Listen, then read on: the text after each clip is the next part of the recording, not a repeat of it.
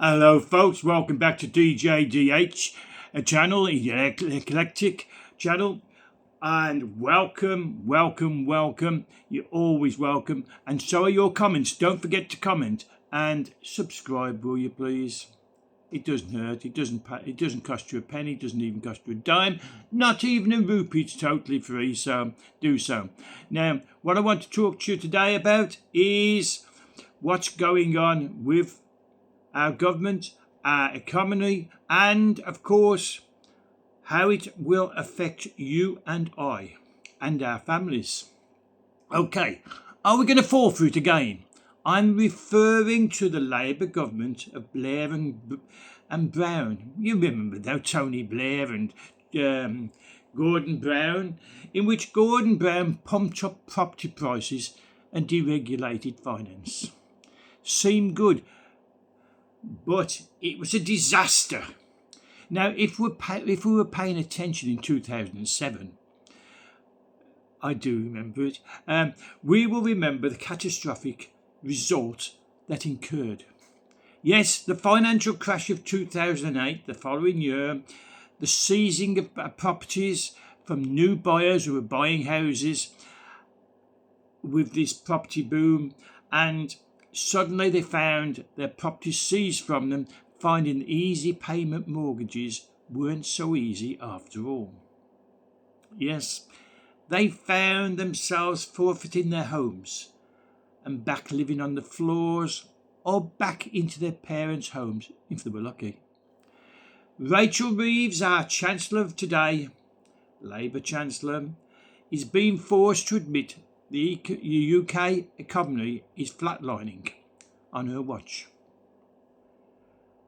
After shrinking 0.3% in April and then 0.1% in May, Ms Reeves now faces a bleak summer of speculation over which taxes she'll raise next.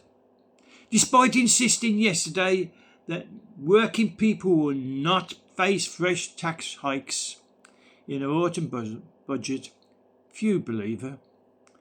The last time she said that, she quietly hiked employers' national insurance, raking in an extra £25 billion and hammering jobs in the process.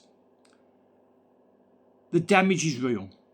More than 275,000 jobs have disappeared since she entered number 11 Downing Street, with young workers suffering the most.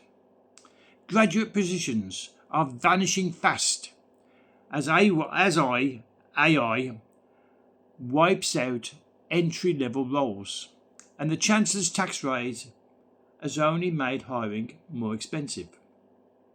Her hands are tied. Yes, they're tied. State spending is politically untouchable. After a backbench rebellion just a few weeks ago over benefit cuts, and she pledged to stick by her non-negotiable fiscal rules. She said that she's not going to change her rules. But the backbench rebellion, of course, it stopped her benefit cuts. It reversed taking away of the heating allowance for their pensioners. I'm one of them. She's in a rut, and she's digging deeper. Another wave of tax hikes is inevitable. I'm having trouble with my speech again. Now, she's got another trick up her sleeve. Yes, she has. And it's straight out of the Gordon Brown playbook that I mentioned earlier at the top of this page. She's going to pump up the property prices and deregulate finance. Wow. Straight out of the Gordon Brown playbook, which didn't work out well, did it? But never mind, she's going to do it anyway. Now, what would that mean? Reeves wants to hand the banks more so that they hand out more high-risk mortgages to young people on lower incomes under her so-called mansion house reforms. Unveiled last night, lenders will be allowed to issue more loans at 5 or 6 times the salary. How do you pay them back? In a major loosening of post-crisis rules. She also wants tenants' rental records to count towards affordability checks. So if you've got a good record of paying your rent on time, you can get more chances of owning your own home. And may even scrap the need for a deposit. Can you imagine young people? Oh, I don't need a deposit anymore, and I can buy a house that's 6 times more than I'm earning. Let's not fall for this. Let's not fall for it. But people will, as they did under Gordon Brown.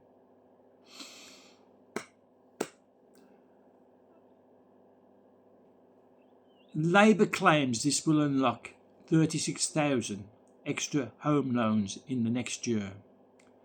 So Labour's saying 36,000 people are going to jump at it, and they're going to run, and in 1 year, in the next 12 months, 36,000 more homes will be purchased under this no deposit and mortgages higher than what you're earning.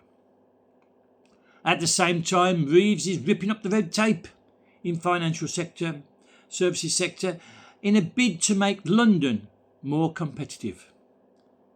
Language that will ring alarm bells for anyone who remembers 2007, which I said at the top of this post. Brown, he then stoked up an almighty banking and property bubble when he did this. But he blew the proceeds. Do you know, Brown was running a 3% budget deficit at the height of the economic boom, racking up debts when he should have been paying them down. He should have been paying them off. But instead he increased debt, and the people thought, wow, aren't we well off under Labour? Not realising Labour was busting Britain, the UK. When the bubble burst, and it did in 2008, Britain was left exposed. Now, Brown didn't cause the global financial crisis, but he made sure Britain was one of its biggest victims. You cannot run a country on debt. But Rachel Reeves, his replacement, she's making the same mad decisions, the rampant. Why is she doing this? Because nothing else is working.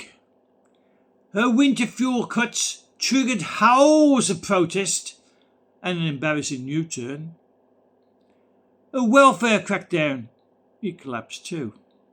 Sky-high house prices, stagnant wages and soaring population have locked a generation out of home ownership. Look, encouraging people to overstretch themselves with risky loans isn't the answer. It may give the illusion of progress, but if interest rates rise or house prices fall, so interest on the loans is going up, but the price of houses fall, thousands of young buyers could lose their homes and their money that they've spent. What happens when you let the banks off the leash? It didn't end well last time, did it? Rachel Reeves hopes this gamble will revive the UK and save her job. There'll be no boom this time, while her other policies stand. Instead, she's the most likely leading us to another bust. What do you think? I said at the beginning, I'd love your comments on this. Please comment. Please press that subscribe button. It does take me a bit of time to put these together. So make it worth my while. Press the like button, press the subscribe button, and make your comments known. So, in the meantime, be safe, be good, and I'll see you in the next one, which won't be too long to go. So, stay with me. Bye for now. Bye.